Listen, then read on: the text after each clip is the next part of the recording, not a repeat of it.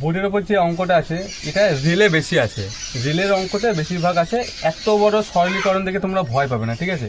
এটা একটা কি ভগ্নাংশের অঙ্ক, আমি এত সহজে বোঝাবো তোমরা দেখার সাথে সাথেই তোমরা উত্তর করে ফেলবে। দেখো কি করবে, দেখো ওপরে কত আছে 16 আছে, তো বাই দেবে, দিয়ে এই যে বাইয়ের তলায় যে সংখ্যাগুলো আছে না, এই যে 8 4 3, এই সংখ্যাগুলো সব গুণ আকারে লিখবে, 8 গুণ 4 গুণ 3 হলো।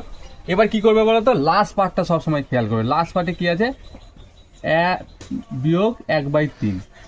এই পার্টটা ক্যালকুলেশন করলে কি হয় দেখো, এটা ভগ্নাংশ আকারে আছে, এটা ভগ্নাংশ আকারে নেই। তো তো ভগ্নাংশ আকারে যদি না থাকে তাহলে ডাইরেক্ট গুণ করে দিতে হয়, 3 একে 3 বিয়োগ 1/3। অথবা যদি বলো দাদা 1 আছে, হ্যাঁ 1 আছে, তো তো 3 আর 1-এর লসাগু কি হবে 3, তো 1 দিয়ে 3-কে ভাগ করলে 3 হয়, 3 দিয়ে ওপরে 1-কে গুণ করলে 3 হয়, মাইনাস 3 দিয়ে 3-কে ভাগ করলে 1 হয়, 1 দিয়ে ওপরের সংখ্যাটাকে গুণ করলে 1ই হবে। তাহলে কত পেলাম, এই পার্টটুকুর মান 2/3, 2/3। এখানে গুণ দিয়ে 2/3। তাহলে প্রথমে ওপরে কি আছে সেটা খেয়াল করব, বাই আছে বাই দেবো, আর ওপরে এই যে সারিভাবে যে সংখ্যাগুলো আছে গুণ আকারে লিখবো, আর নিচের যে পার্টটা আছে সেটা সবসময় লসাগু করবো। লসাগু করে কত পেলাম 2/3।